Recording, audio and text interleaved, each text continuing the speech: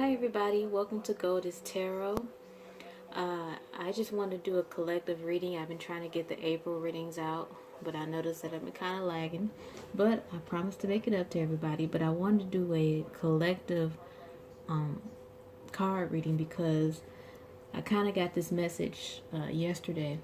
I was going through and watching some of the other readers, just kind of watching readings for my own sign personally, for my sun, moon, and rising, and I kind of got the same message. And I was kind of reading the comments, and everybody was saying the same thing, and it was basically that everyone was kind of feeling a shift happen, whether it was well, definitely spiritually, a shift with finances or with relationships or with mentally or emotionally.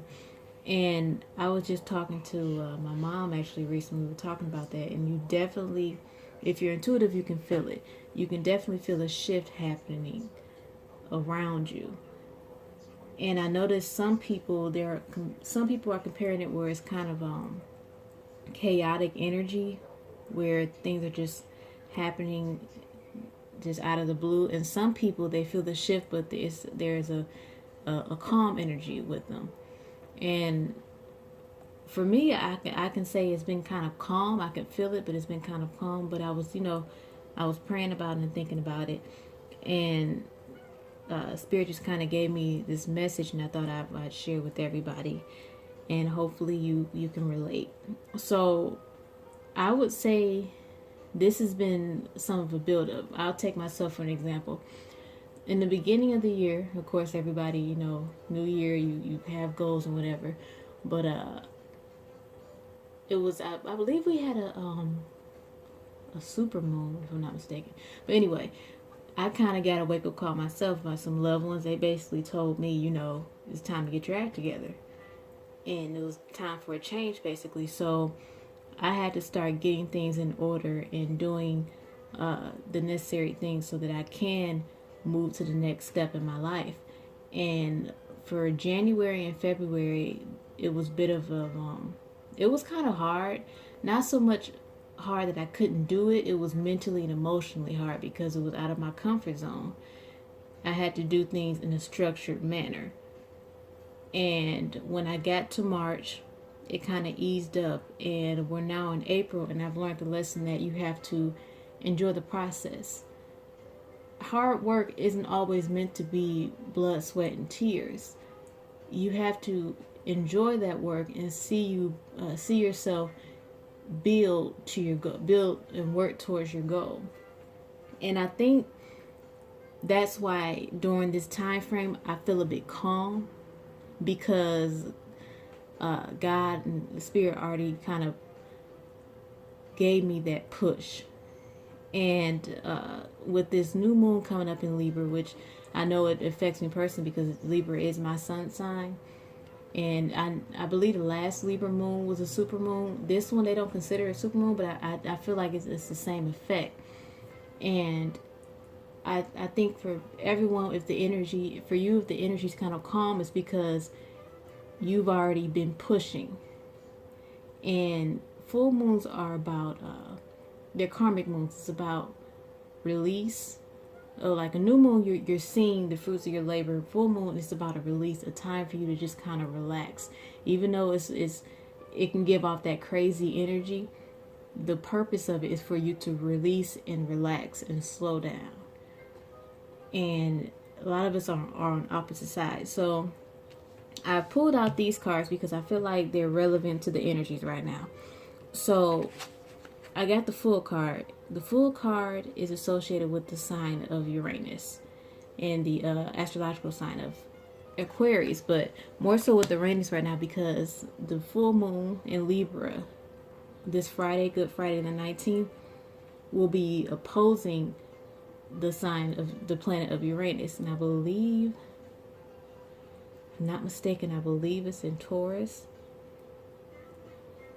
Don't quote me on that, but basically with the Uranus sign, it's all about change. It's it can be a bit of a erratic energy, a sudden energy. It's it's an energy of like freedom, of wanting to be free and explore. That's what the purpose of the Fool card is a fresh start, ready to explore with an open mind. For the second card, I got the Tower. I chose the Tower because the Tower is associated with the signs of Aries and Scorpio because it has to do with the sign, with the planet Mars. And right now we're in the season of Aries, and you can feel that Mars energy, that impulsive energy, that energy of ready to fight, that energy of when somebody says something, you're ready to give that quick clap back, as people say. But I compare these two energies because right now you're either, like I said, you're either feeling kind of calm and collected, or you're feeling erratic and kind of, jumpy. And I feel like right now we need to choose whether we're going to take the Fool approach or the Tower approach. With the Fool, change is coming. You're welcoming change. You're ready to take the required steps to move for a positive change in your life. And that's the thing about the Fool card. You don't always know what that means or what change is in front of you, but you know that whatever it is, you're going to make the best of it. With that Tower card, Tower talks about sudden things out of your control. And as you can see, it's a man, he's falling out of his tower, like his ivory tower. And like I said, I was reading some of the comments in some of the other videos, and people were talking about how it was just a sudden shift, it was just like a sudden shift in their life out of their control. And I was talking to my mom. We were just kind of talking about how we as people, we sometimes forget that we have control of our life. Whether you believe, in spirit, God, goddess, and the universe, yes, there is a higher, I do believe there's a higher being, but I also believe in the power of free will. If you're not taking control of your life, someone or something else is. And that's when you enter that Tower energy. That's when you're knocked off your feet and it seems like your life changes overnight. We need to embody that full energy of openness and understanding that change is going to happen eventually. And if I'm not mistaken, with the new moon we had back on April 5th, it was squaring Saturn, which required a lot of us to make a structural change in our new plans with the new moon, like the new moon energy. We need to keep that Saturn energy behind us. I always recommend that if you like to study your astrological chart, always see where your Saturn sign is. That and what house it's in and what sign it's in. That's the area of your life that during this lifetime you need to focus on structure. Whether it's in your 7th house of relationships, or your 2nd house of material wealth, or 10th house of careers, or wherever. That's where you need to find structure in your life. And it may be the hardest area for you, which is, Saturn isn't easy.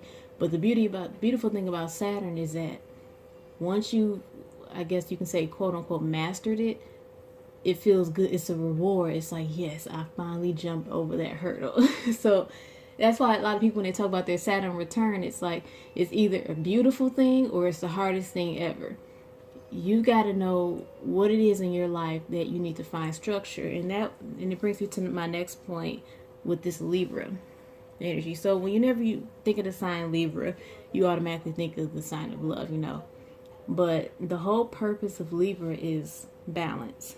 And that's where this Justice card comes in, because the Justice Tarot card is ruled by the astrological sign of Libra. And I also got the Empress card.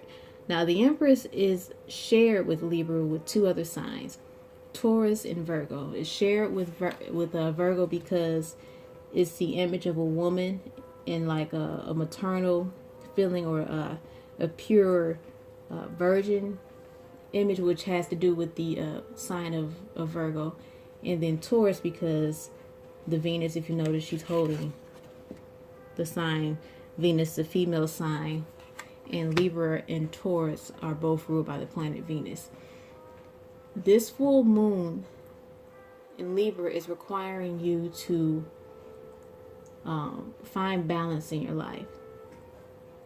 Now, if you know your rising sign, you know what house is going to fall in.